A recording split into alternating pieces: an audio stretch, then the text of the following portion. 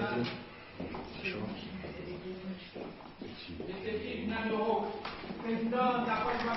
vais donc profiter pour vous donner le déroulé de cette rencontre d'aujourd'hui. Nous aurons l'allocution de la présidente du comité d'organisation, qui est la vice.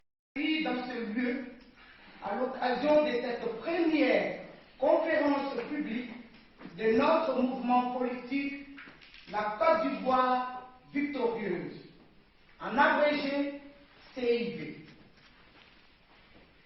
C'est un jour mémorable, car nous avons le privilège de recevoir le président Yves Nyayoro.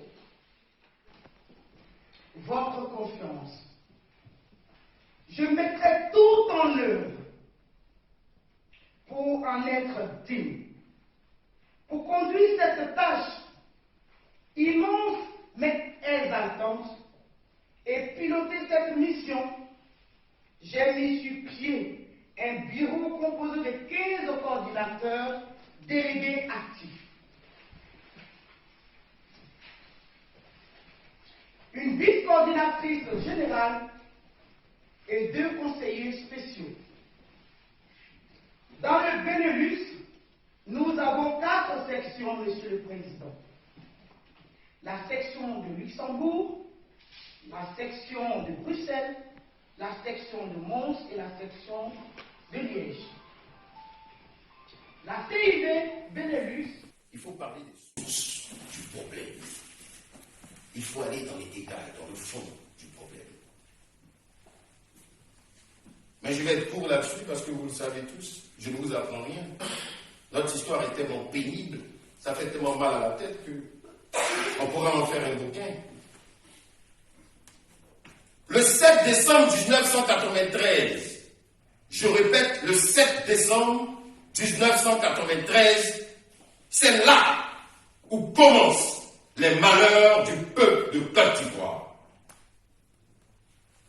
Oui, certains peuvent être d'accord, certains peuvent ne pas être d'accord, mais c'est ça aussi la démocratie, la liberté d'expression. Il faut dire ce que l'on pense. Le 7 décembre 1993, ça vous rappelle quelque chose, ces dates? Le décès du président Félix Houphouët-Boigny. Et ça a engendré des problèmes de personnes. On ne s'occupait plus de la priorité du peuple de Côte d'Ivoire.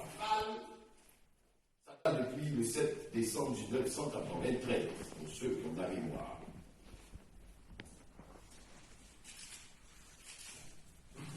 Et nous étions, moi personnellement, j'étais adolescent dans les années 90. Ces mêmes acteurs politiques, quand nous étions adolescents, je parle des gens de ma génération, disaient, nous allons garantir l'avenir des générations futures. On parlait de qui? De nous. Nous allons garantir l'avenir de la génération future. Mais, qu'est-ce que ça veut dire? Nous avons, bien au contraire, été une génération sacrifiée. La majorité parmi nous ont été réduits à faire des cabines téléphoniques. Pendant que eux, à leur temps, c'était quoi? Au temps du président Félix Houphouët-Boigny. Ceux qui sont nés dans les années 30, les années 20, les années 40, les années 50, ceux des années 60 n'ont pas trop eu la chance d'en bénéficier. Quand ils étaient encore à l'université, ils étaient encore sur les bancs de l'école. À leur époque, il y avait du chômage. Il n'y en aura pas un. Mais votre devoir, c'était de garantir l'avenir des enfants que nous étions. Qu'est-ce que vous avez fait du pays? C'était votre responsabilité. Quand le vieux est décédé, c'était votre responsabilité, ce n'est pas notre problème. Les histoires de personnes. Réconciliation, chers frères et sœurs, il ne doit pas y avoir de préalable. Les Ivoiriens doivent se mettre ensemble. Que ce soit les gens de l'opposition, que nous sommes, que ce soit les gens du parti au pouvoir, les gens du RADP, ce sont des Ivoiriens au même titre que nous. les gens, nous les gens de l'opposition, que vous soyez du PDCI, du FPI, de la Côte d'Ivoire victorieuse, de n'importe quel parti politique, nous sommes des Ivoiriens, nous avons une fille en commun qui est la Côte d'Ivoire. Nous avons le devoir.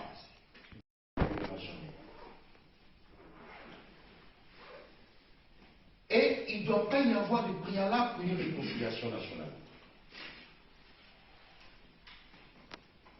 Il ne doit pas y avoir de conditions pour une réconciliation nationale. J'entends des gens dire, pour que, avant qu'on ne passe à la réconciliation, il faut dire qu'il y ait ceci, il faut qu'il y ait cela. À partir du moment où on pose une condition, ça devient caduque. Même si on se réconcilie, c'est dans l'hypocrisie. Parce que tu as accepté la condition que je t'ai posée. En octobre 2020, et ce que nous disons, c'est simple. Celui qui prendra le pouvoir en 2020, je vais vous dire une chose, peut-être que vous ne le savez pas.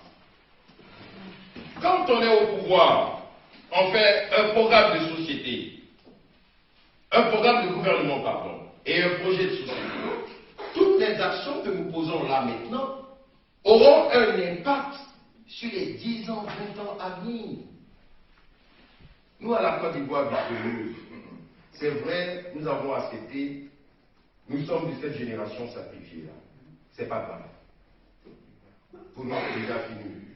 Nous sommes déjà vieux, c'est déjà fini. Mais nous refusons de sacrifier l'avenir de nos enfants. Je répète, nous refusons avec la... On ne vient pas dire des chiffres pour en dire. De toutes les façons, nous sommes issus d'une génération nouvelle. On en parlera tout à l'heure dans mon développement. On veut changer les choses de manière radicale. On ne veut plus avoir affaire à ce qui s'est passé auparavant. Je reviendrai là-dessus. Alors, 8475 adhérents. Mais qu'est-ce qu'il vaut ce chiffre? Cela témoigne que les Ivoiriens aspirent au changement. Le changement fait partie de l'histoire de l'être humain. Il faut qu'on sorte du fanatisme. Il faut qu'on sorte du culte de la personnalité. Et c'est cette nouvelle manière de faire de la politique, parce que ça va aussi avec la réconciliation nationale. Est-ce que l'un des 3 partis politiques traditionnels peut réconcilier la Côte d'Ivoire? Non. Est-ce que l'un des 3 partis politiques traditionnels peut véritablement réconcilier les fils et les filles du pays? Non. C'est une évidence. C'est une évidence. Quand je vois mes confrères de l'opposition, moi je dis la vérité parce que, voilà, on dira, il est jeune, il ne sait pas manger un bon. Pour garantir l'avenir des générations futures, nous n'avons pas. Pour garantir l'avenir de nos enfants, des millions d'Ivoiriens que nous avons, des bébés jusqu'à 20 ans, 25 ans, nous allons avoir peur de vous. Jouer. C'est tout le contraire. Ah oui, c'est tout le contraire. Parce que trop, c'est trop. On est dans un cercle pour nous. Ils ne peuvent pas être le symbole de la réconciliation des Ivoiriens. Parce que ces 3 partis politiques traditionnels ont été les acteurs principaux de tout ce qui est arrivé à notre pays. Oui, tous responsables. Donc, si Paul vient, il y a toujours des problèmes. Si Pierre vient, des problèmes, il en aura toujours. Il faudrait qu'il y ait une union entre nous tous, que vous soyez du PDCI, du FPI, de n'importe quel parti politique, même avec les gens qui sont au pouvoir, avec le parti au pouvoir, les gens du RHDP, il faudrait qu'il y ait une union totale et que les gens de l'opposition commencent à s'inscrire dans une opposition constructive et que les gens du parti au pouvoir commencent aussi à être flexibles sur la politique ivoirienne et à libérer les enfants du pays. Et après, la deuxième étape, il faudrait un vent nouveau qui soufflera sur la Côte d'Ivoire. Il faudrait que les Ivoiriens adhèrent à une nouvelle manière de faire de la politique, à une nouvelle manière de penser, à une nouvelle manière d'avancer. Une certaine manipulation politique, une manipulation du peuple ivoirien dans son ensemble.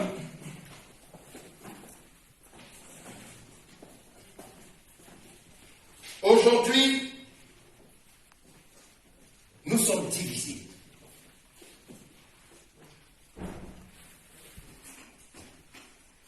Après le décès du président Félix Houphouët-Boigny, nous avons assisté à tout ce que vous savez. Ensuite, en 1999, nous avons assisté au premier coup d'État de l'histoire de Côte d'Ivoire. Il y a une partie qui a applaudi, il y a une partie qui était triste. C'est encore là de la division. Le 19 septembre 2002, la Côte d'Ivoire connaît le mot rébellion dans son dictionnaire politique pour la première fois. On voit un visage à la télé. Il y a une partie qui pleure, il y a une partie qui est joyeuse. Cerise sur le gâteau, comme si cela ne suffisait pas. Là, on assiste à une crise post-électorale en 2010. Et là, c'est le creux de la division finale. Le peuple qui souffre, le petit ne fait qu'il n'a même pas mangé, qui ne peut même pas s'offrir 3 repas par jour. Le jeune homme qui a eu son bac, sa licence, sa maîtrise, quand il était petit, on lui a dit, va à l'école, tu vas réussir. Il a galéré toute sa vie à l'université de Cocody, master, tout, il a tout eu. Il a 47 ans. Il n'arrive même pas à payer la boîte de céréales pour son enfant. Vous pensez que c'est un jeu? Et vous savez, il y a combien d'Ivoiriens qui sont comme ça? Des mamans qui vont à l'hôpital. Des femmes, nos soeurs, nos mamans. Des femmes qui vont pour accoucher, qui meurent. En 2020, on meurt encore sur la table d'accouchement. Mais je ne sais pas si vous vous rendez compte. Je ne sais pas si vous voyez ce que je vois. Et il y a des gens qui disent, lui c'était mon tour, non, c'était moi qui devais faire ceci, c'était moi. Donc, on programme l'avenir des Ivoiriens autour d'un salon feutré. Et nous avons compris, et nous avons vu tout cela. C'est pour cela que nous, à la Côte d'Ivoire, nous voulons changer les choses. Et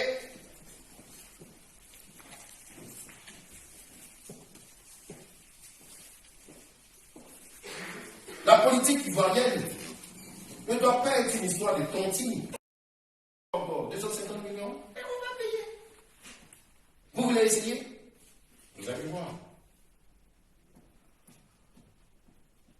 Mais ce que nous disons, c'est que cette caution, l'origine de cette caution, elle est discriminatoire. Avant, il n'y avait pas de caution. Quand le président Félix Houphouët-Boigny fait face à un opposant du nom de Laurent Gbagbo, en 1990, il sait que son jeune fils, Laurent Gbagbo, va se présenter contre lui. Il introduit pour la première fois dans l'histoire de la Côte d'Ivoire la caution de 20 millions. Là, l'histoire est têtue. Il faut fouiller les archives. Donc l'origine est discriminatoire. Normalement, il ne doit pas y avoir de caution. Et puis, ça va à l'encontre de notre article 4, de notre constitution, de notre loi fondamentale. Notre loi fondamentale dit quoi? Qu'il ne doit pas avoir de discrimination sociale. Donc celui qui a vogo, parce qu'il n'a pas les moyens, s'il a de bonnes idées pour son pays, il ne peut pas se présenter parce qu'il n'a pas l'argent pour payer la caution. Peut-être qu'il y a un grand braqueur de banque, on ne sait pas ce qu'il fait dans sa vie, un grand vendeur de drogue qui est milliardaire, et puis lui, il a l'argent pour venir payer une caution. Pourquoi mettre l'argent devant quand on doit utiliser les intelligences? La France, grande nation démocratique, on aime bien copier sur la France. Ça, c'est quand ça nous arrange. Quand ça ne nous arrange pas, on dit non, la Côte d'Ivoire, c'est pas la France. Ah bon? Quand ça t'arrange là, on donne l'exemple sur la France. Quand ça t'arrange pas, tu dis la Côte d'Ivoire, c'est pas la France. Nous ne sommes plus là-dedans. En France, il n'y a pas de caution. Ils passent par les parrainages. Alors nous, à la Côte d'Ivoire, ils sont au pouvoir. S'ils veulent mettre une caution, il n'y a pas de problème. Mais ça ne va pas nous empêcher de présenter un candidat à l'élection présidentielle de 2020.